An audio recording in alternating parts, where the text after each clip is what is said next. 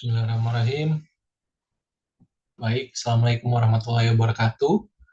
Eh, selamat so- selamat sore, Bu Mutiara Rizky. Mohon izin, perkenalkan saya Ahwan Tirta, mahasiswa dari kelas AK602. Sebelumnya saya mohon maaf, kondisi saya sedang cegukan, jadi mungkin pada saat berbicara sedikit ada gangguan. Pada video kali ini, saya ingin mempresentasikan hasil pengerjaan UAS saya mengenai presentasi materi, salah satu materi dari pertemuan 9 sampai 14. Topik yang saya pilih adalah mengenai utang antar perusahaan yang saya tuangkan pada PowerPoint berikut. Saya izin share.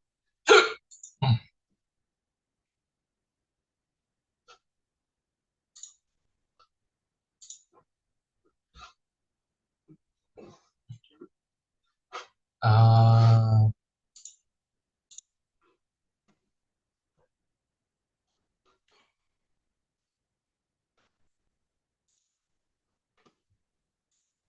izin share ulang.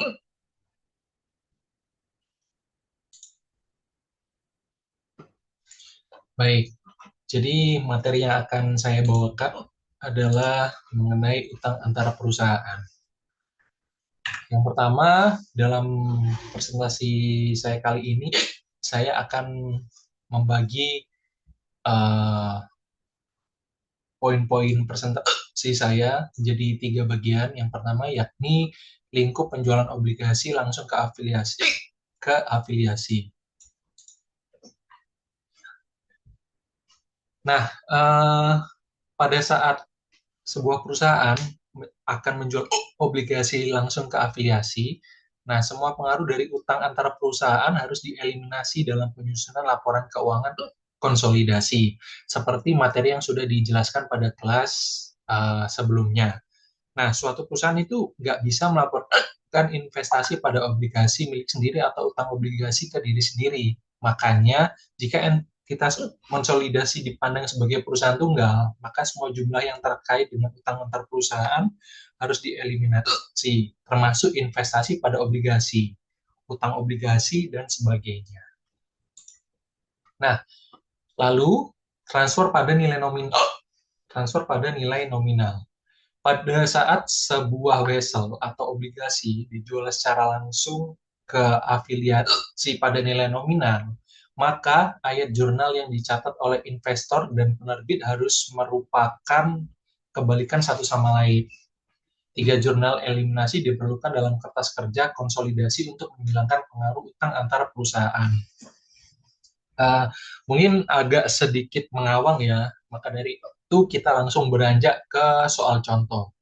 Ini permisalannya. Pada 1 Januari 2001, PT ANA itu akan meminjam 100 juta dari PT Indo dengan mengeluarkan kepada PT Indo obligasi dengan nilai nominal sesuai yang ingin dipinjamkan. Nah, tingkat bunga kuponnya itu 12% jangka waktu 10 tahun. Nah, selama tahun 2001, PT ANA mencatat beban bunga obligasi sebesar 12 juta. Dari mana 12 juta? Yakni dari total pinjaman 100 juta dikali 12%, itu tingkat bunga kuponnya. Nah, kemudian PT Indo mencatat pendapatan bunga dengan jumlah yang sama. Nah, dari contoh soal berikut, dalam penyusunan laporan keuangan konsolidasi yang tahun 2001, itu diperlukan 2 ayat jurnal untuk mengeliminasi yang diletakkan pada kertas kerja konsolidasi untuk menghilangkan pengaruh utang antar perusahaan seperti berikut. Dengan menuangkan pada jurnal, yakni akun utang obligasi di sisi debit dan menambah lagi satu akun investasi pada obligasi PT ANA di sisi kredit sebesar masing-masing 100 juta. Lalu, mengeliminasi kepemilikan obligasi antar perusahaan dengan menuangkan pada jurnal, pada akun pendapatan bunga di sisi debit dan beban bunga di sisi kredit masing-masing 12 juta. Mengeliminasi bunga antar perusahaan. Nah, ayat jurnal ini mengeliminasi dari laporan keuangan dan konsolidasi, investasi pada obligasi dan pendapatan bunga yang terkait dari pembukuan PT Induk, serta utang dan beban bunga terkait yang dicatat dalam pembukuan anak. Nah, laporan keuangan yang dihasilkan itu akan terlihat seakan-akan tidak ada utang, karena dari sudut pandang konsolidasi memang tidak ada utang. Lalu dapat juga dilakukan transfer dengan diskonto atau premium. Ketika tingkat bunga atau nominalnya itu berbeda dengan tingkat pengembalian yang diharapkan oleh pemberi pinjaman, maka obligasi tersebut akan dijual dengan diskonto atau premium. Langsung ke contoh soal, seperti tadi, PT Indo akan membeli obligasi dengan nilai nominal 100 juta, sama seperti tadi juga tingkat kupon bunganya 12% dalam jangka waktu 10 tahun. Dari PT Anak dengan harga 90 juta. Bunga obligasi terutang setiap tanggal 1 Januari dan 1 Juli. Berarti dalam 1 tahun terdapat 2 kali pembayaran. Beban bunga yang diakui oleh PT Anak dan pendapatan bunga yang diakui oleh PT Induk setiap tahun termasuk diskon itu adalah sebagai berikut. Bunganya 12% dari 100 juta, yakni 12 juta. Lalu untuk menghitung amortisasi diskonto, kita gunakan dalam 1 tahun itu terdapat 2 kali pembayaran. Jadi karena jangka waktunya itu 10 tahun, maka terdapat 20 periode bunga. Nah, 10 juta dibagi 20 periode bunga dan dikali 2 periode. Maka hasilnya 1 juta. 12 juta ditambah 1 juta adalah 13 juta.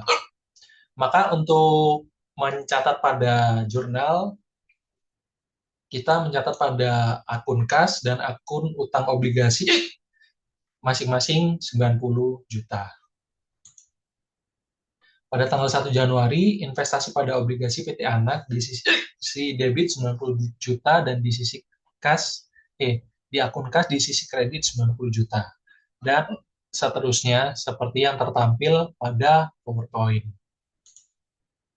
Lalu bagaimana ayat jurnal eliminasi pada akhir tahun? Tentunya semua saldo akun yang terkait dengan kepemilikan obligasi anak perusahaan itu harus dieliminasi dalam penyusunan laporan keuangan konsolidasian. Untuk menyusun laporan keuangan konsolidasian, kertas kerja konsolidasi yang disusun pada tanggal 31 Desember 2001, termasuk ayat jurnal eliminasi berikut terkait dengan kepemilikan obligasi antar perusahaan. Saya rasa contoh soalnya dan pengerjaannya ini seperti yang sudah disampaikan di modul dan di materi, maka dapat dilihat seperti demikian, kurang lebih sama dengan contoh soal sebelumnya. Langsung beralih ke lingkup segmen yang kedua, yakni obligasi afiliasi dibeli dari non-afiliasi. Berbeda dengan yang pertama, akuisisi obligasi oleh afiliasi perusahaan lain dalam entitas konsolidasi disebut juga pelunasan konstruktif. Walaupun obligasi tersebut tidak betul-betul dilunasi, obligasi tersebut diperlakukan seakan-akan obligasi dilunasi dalam penyusunan laporan keuangan. Nah, pada saat terjadi pelunasan, laporan laba rugi konsolidasian untuk periode tersebut melaporkan keuntungan atau kerugian pelunasan obligasi berdasarkan pada selisih antara nilai yang tercatat obligasi pada pembukaan debitur dan harga beli yang dibayarkan oleh afiliasi. Lalu, pembelian pada nilai buku. Jika perusahaan membeli utang afiliasi pada nilai buku dari pihak yang tidak berelasi pada harga sama dengan liabilitas yang dilaporkan oleh debitur, ayat jurnal yang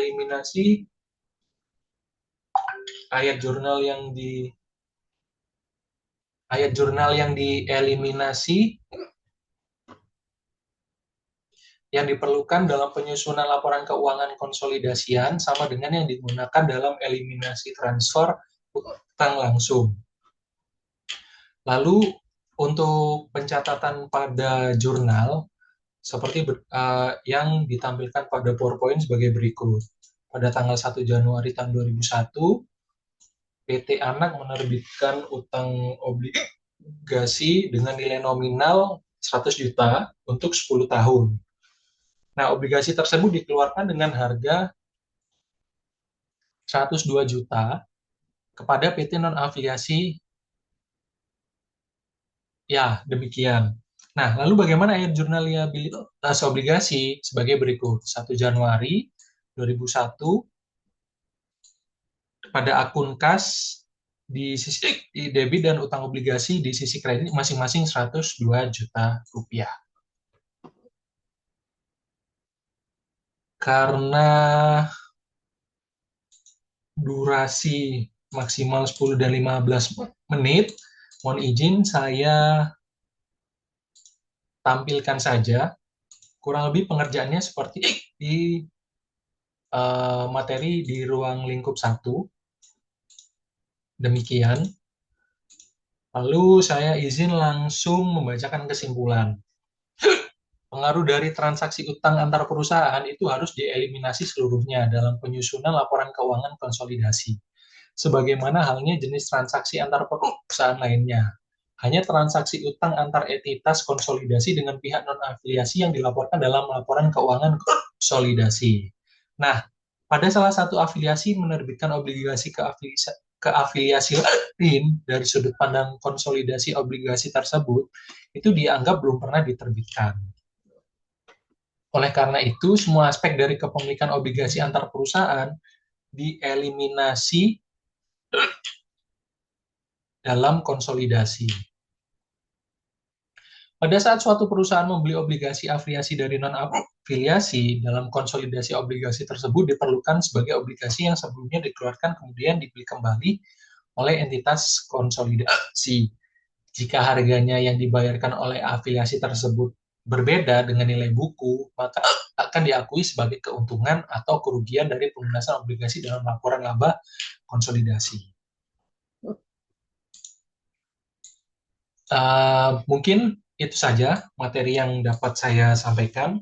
Semoga bermanfaat dan dapat diterima sebagai pengumpulan pengerjaan UAS saya. Saya pribadi mengucapkan terima kasih atas bimbingan yang telah Ibu berikan. Saya mohon maaf atas kesalahan dan kekurangan yang saya buat. Sekian dari saya. Wassalamualaikum warahmatullahi wabarakatuh.